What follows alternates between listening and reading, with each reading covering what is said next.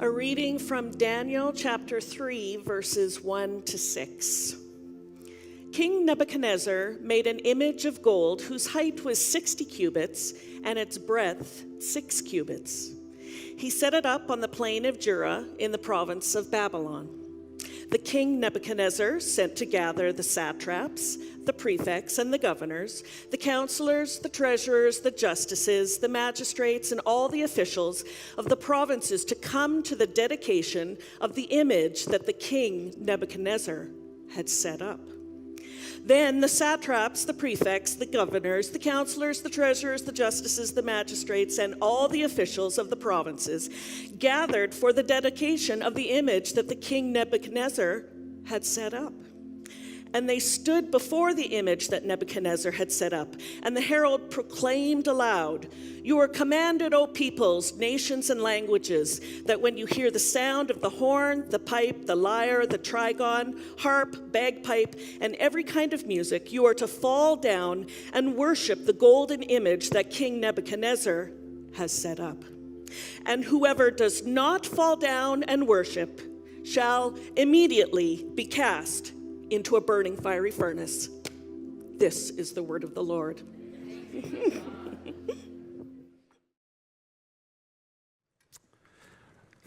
Well, good morning, everyone. My name's Brian Kauste. I'm part of the pastoral team here at the meeting place. As a kid, I grew up in the 1970s, and back then, if we wanted to listen to music, there was the radio, but there were also records. And we had a few records in our home, and one record that I really loved was this one up here. It was a musical, and it was called "It's Cool in the Furnace." And it was the story of what we are talking about today. And I remember these songs so very well. So I thought we could have a little bit of congregation participation. Don't worry, you don't have to sing. You were singing awesome before. All you have to do is when I point to you, clap 2 times, okay? Try it out. Okay, one more time. Perfect. Okay, so the musical opens up like this. "This is the story that you ought to know about Shadrach. What kind of name is that? Meshach. Who had a name like that? Shadrach, Meshach, Abednego." Whoa. Thank you. And it goes on from there. Shadrach, Meshach, and Abednego is who we are talking to today. But check out this slide. That was not actually the names given to them at birth. At birth, they were Hananiah, Mishael, and Azariah. And as we are in this series on the book of Daniel, Scott started it off for us last week.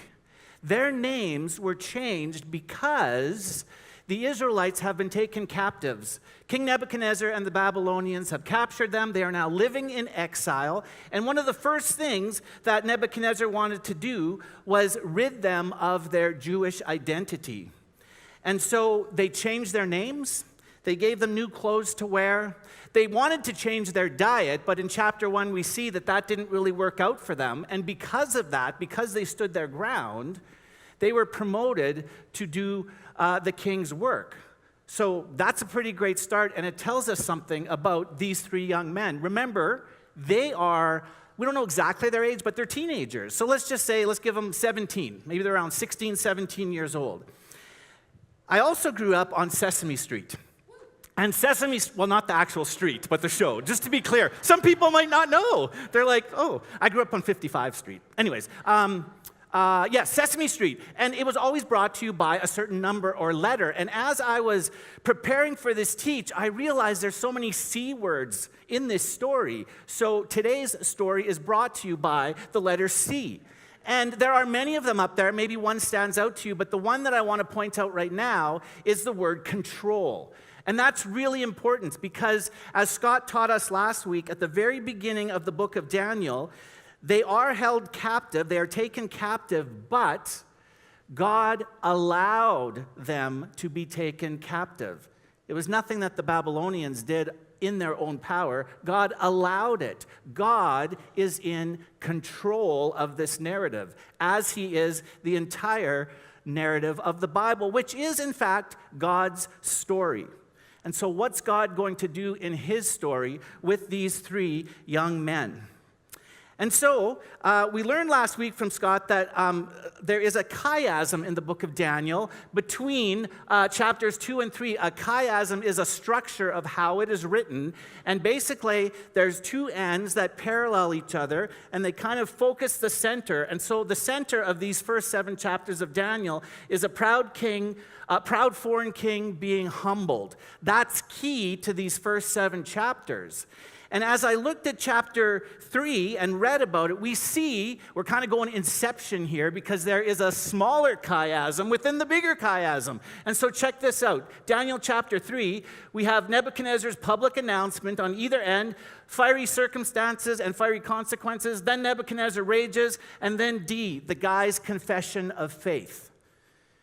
Confession of faith is super important. We are part of the Mennonite Brethren Church of Canada, and we have a confession of faith. There's 18 articles that explain what we believe as a faith community.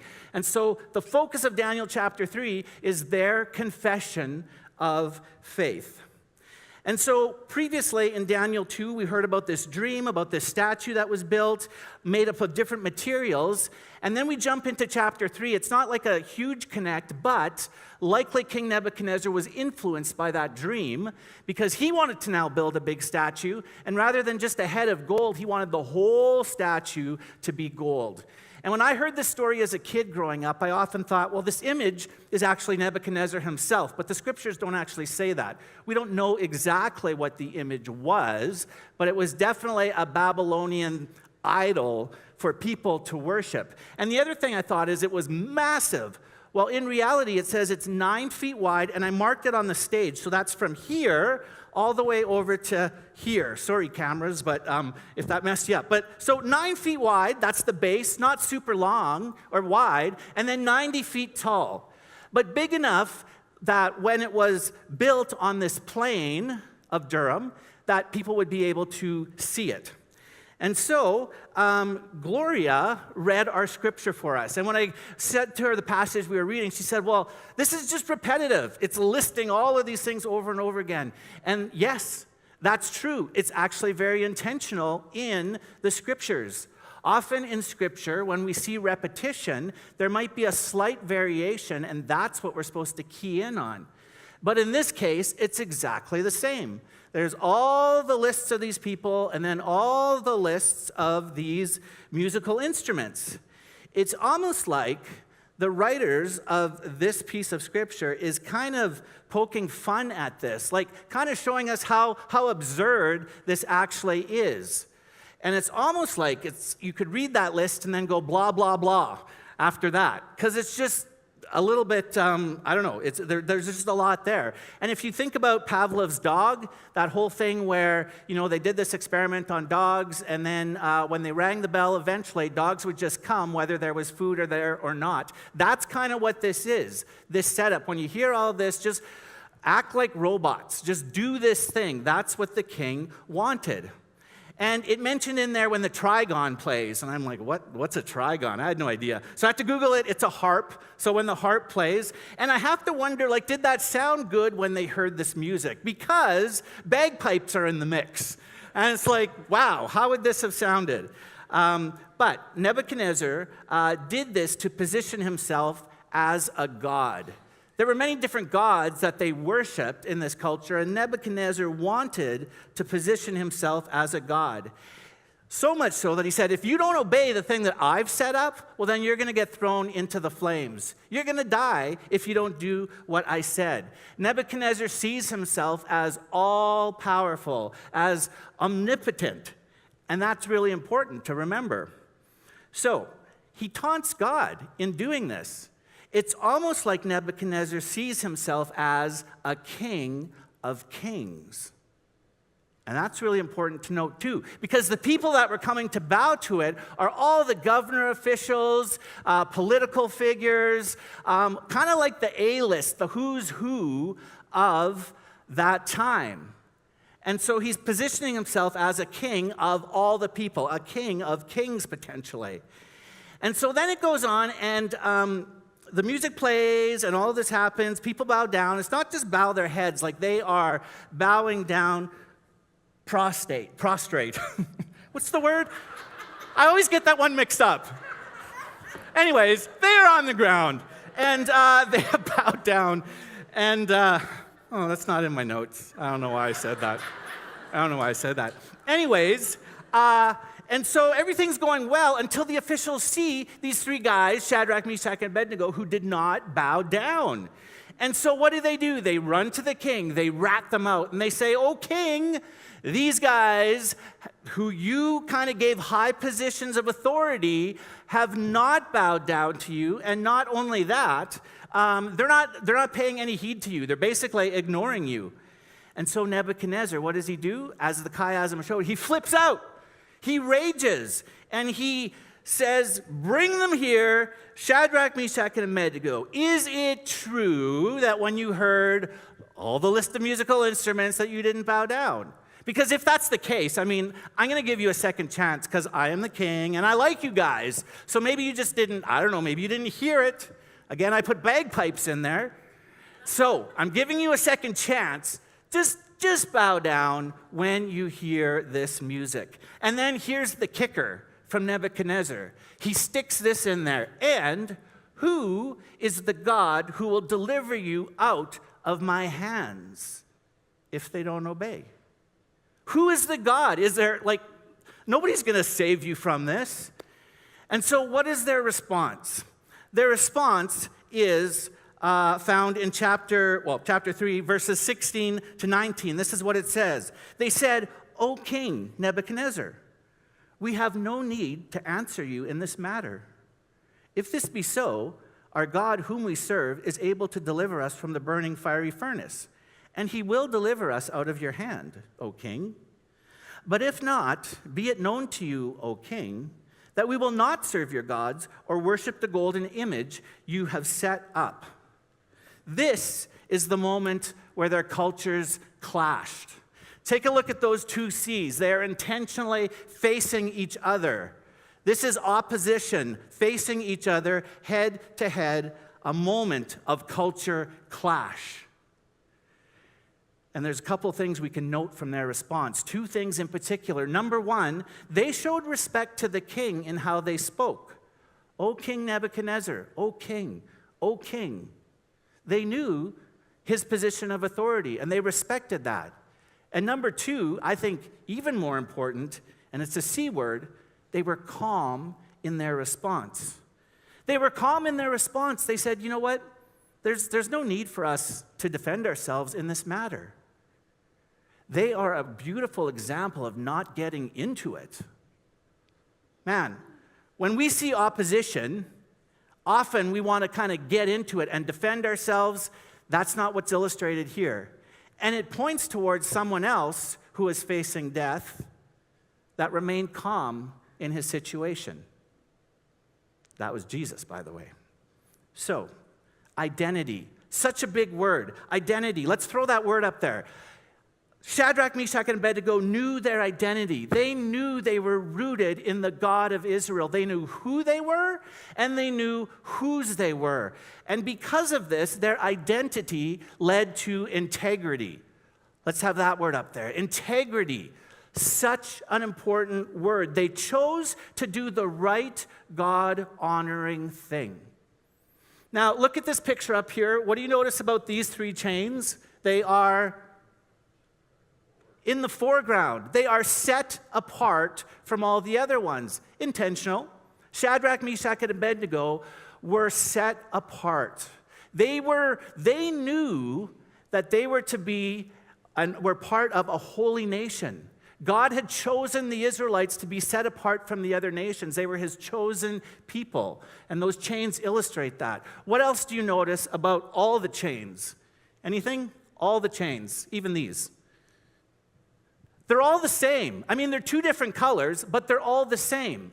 And so if you saw Shadrach, Meshach, and Abednego, you would see that they looked like any other Babylonian. On the outside, the outer appearance was the same, but inside was another story. And it echoes the scripture. I don't remember the reference, but man, people look at the outward appearance, but God looks at the heart.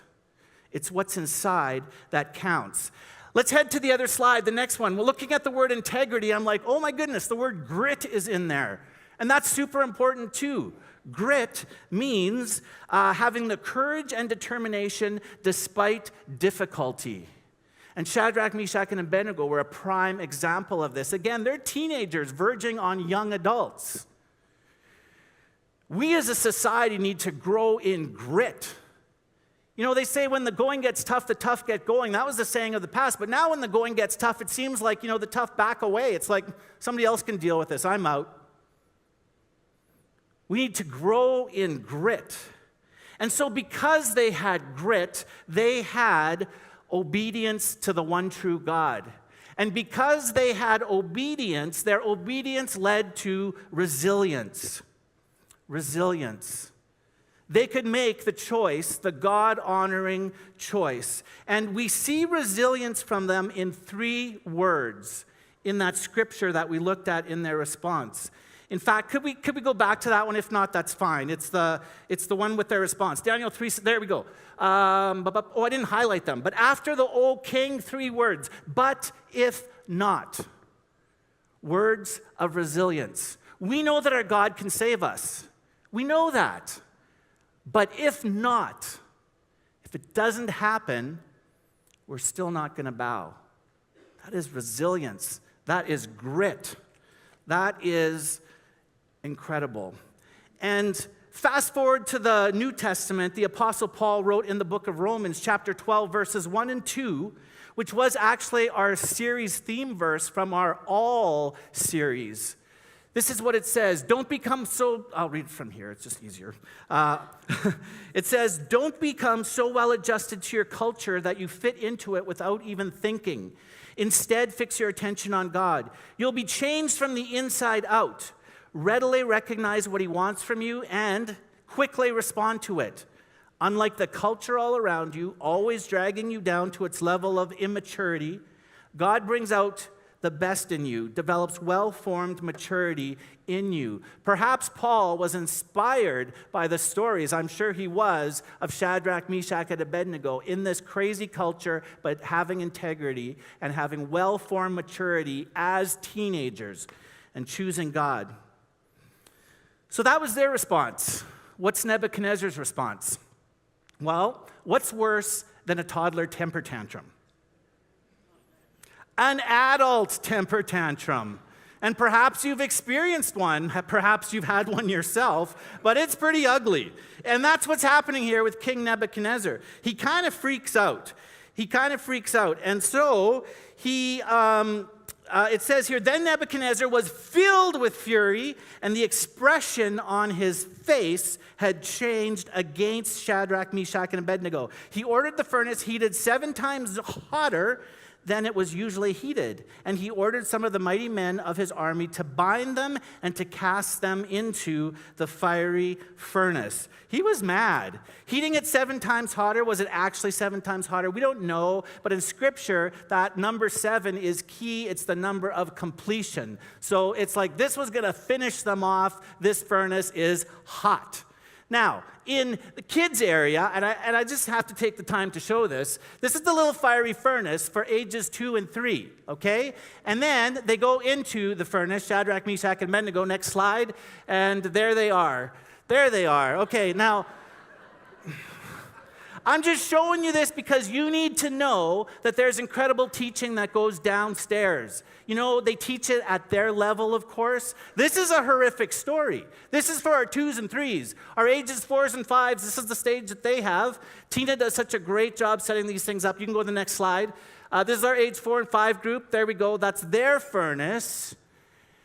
Our kids are learning incredible truths. We have incredible volunteers who are teaching our kids. But there's nothing kid about this circumstance, this story. And so they get thrown into the fire. And the thing to note is that God didn't stop them from going into the fire. It's not like a cosmic hand came out of the sky and was like, no.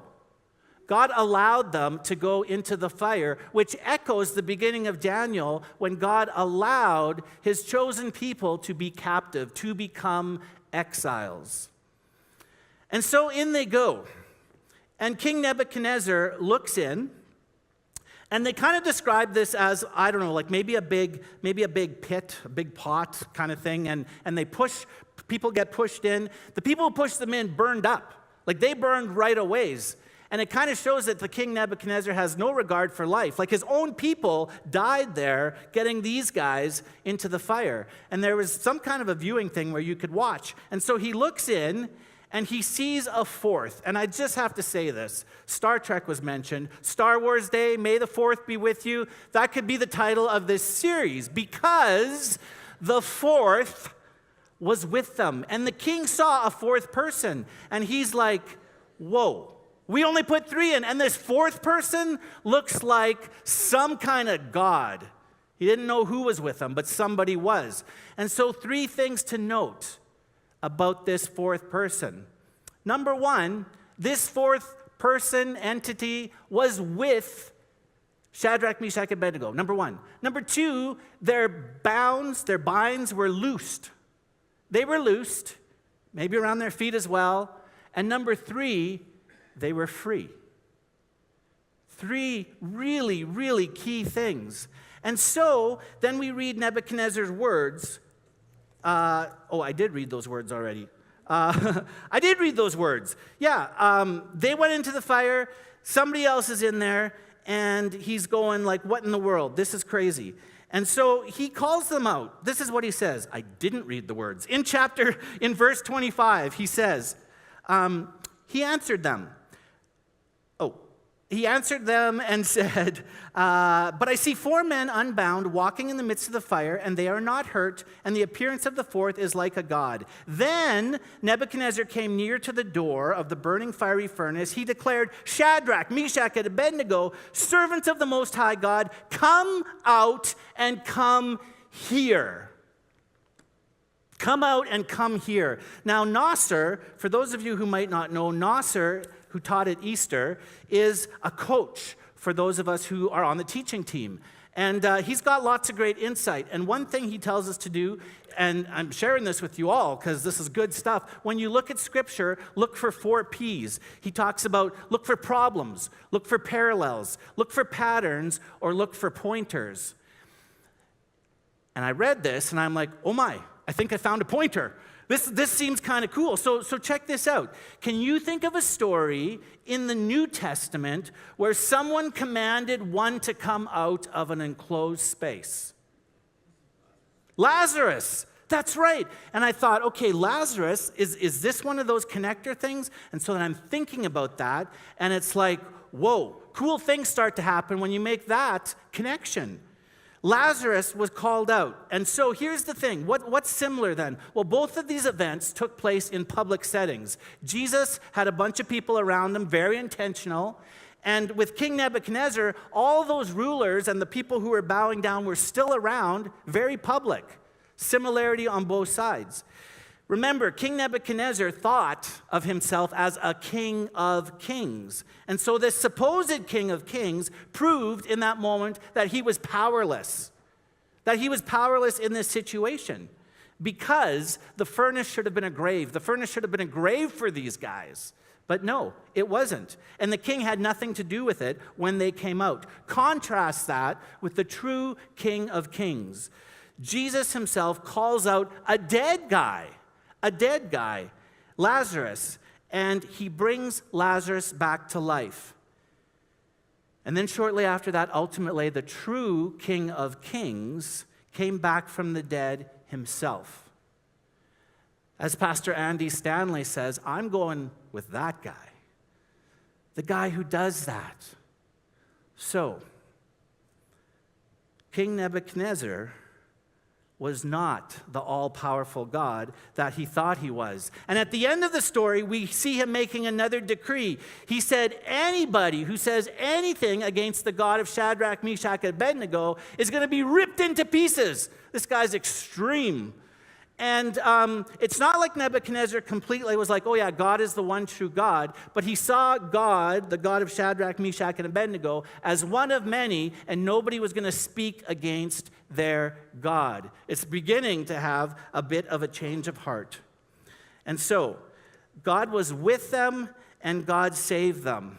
And that is foreshadowing what we celebrated and remembered at Easter, salvation through Jesus. So what's our response to this? What is our response? Well, two things. Number one, we need to take an idol inventory. An idol inventory, it's a good idea. Who or what we worship defines who we are. Who or what do we place our trust in? And yeah, there's literal idols in the world, but I think for most of us, that's not something that we have set up in our homes. But there's figurative idols, metaphorical idols, idols of the pursuit of fame, entertainment, fitness, gluttony, consumerism, technology. Those could all, in and of themselves, not bad. But they can become potential idols for us. Who are we giving our time to? What are we giving our time to? How do we find our value? In what do we find our value? What is our identity? And so, it might be good sometimes to take a bit of an inventory on that. There are, in our pockets, we've got these. Now, a phone is not an idol, but it can certainly become one if we do the things that I've said, right? How much time are we spending on this thing versus how much time are we spending with the one true God? Something to take note of. In the book that Scott introduced last week, Wendy Witter says this. Perhaps the most pervasive idol is human autonomy, the right to do what we want, how we want, when we want, with whomever we want. If something makes us happy, we are entitled to it. If something makes us unhappy, we are entitled to get rid of it. Human autonomy is the God of gods, and we worship it fervently. That's a pretty big quote. That's a pretty big statement. That's certainly something to chew on. Human autonomy. Look in the mirror. What you see back could become an idol. And so, the last thing that I want to talk about, idol inventory, the second one is that word exile. Exile. Now, we're all here, it's not like we're in a foreign land, mostly trying to figure out, the culture. I know we have newcomers to Canada, and they've literally had to experience getting used to Canadian culture. But I want to talk about a figurative exile. Imagine being in a place that you've never been before, figuratively. And here's what I mean by that. The years go on, and we experience many different things. Great things, and then really, really hard things. And it's those hard things that I'm saying are places of exile. Places we've never been before. Places we don't know how to navigate initially. For me, I was in one of those places when I turned 40 and got a cancer diagnosis. Rocked our world. Never been there before. How do we navigate this land? For some of us, it could be a marriage that's dissolved. That wasn't what we were expecting. Or a job that just went away, and now we're in this place of unemployment. For others, it might be, I'm in school, I'm in university, and this is what I thought, but this isn't filling me. I don't think this is what I'm supposed to be doing. What do? I feel like I'm in exile with my future. Loneliness can be a place of exile, like an island almost. I thought I had friends, but now I'm in this place and I don't know how to navigate it. For the past 18 months, the Cron family has been in exile as Ken got an awful diagnosis. We shared last week that Ken had passed away, and I just want to let you know that his funeral will be Thursday at 1 o'clock at North Kildonan MB Church. And I don't know if you're here this morning, Sarah, but it's been a long 18 months of exile. How about you? Where do you find yourself as you take an inventory on that? I want to close with some lyrics from a song that Hillsong put out a while ago called Another in the Fire. Because the encouragement that we can take with us is that God is with us in our circumstance. He loves us. He sent his son to die for us, to get rid of the sin that we carry, and it's mentioned in this song. All my debt left for dead beneath the waters. I'm no longer a slave to sin anymore. And should I fall in the space between what remains of me and this reckoning, either way, I won't bow to the things of this world. And I know I will never be alone. There is another in the fire, and he's standing here with me. Oh, thanks, Brian. I never thought of it being 16, 17-year-old kids. That's quite something. That image really changed in my mind. Thank you for bringing that alive in my mind, and I'm sure for many of us. A number of questions came in. Kind of one more bigger question about, do you think God still saves people in as overtly miraculous ways today? That's a really, really good question. The simple answer, although it's not simple, I guess, but is yes, because if we believe that God can do anything, and if we believe that he's the creator of all things, yes. Have I witnessed like an official something like that? No, not in my life. I know there's incredible stories from around the world of healings, of things that happen.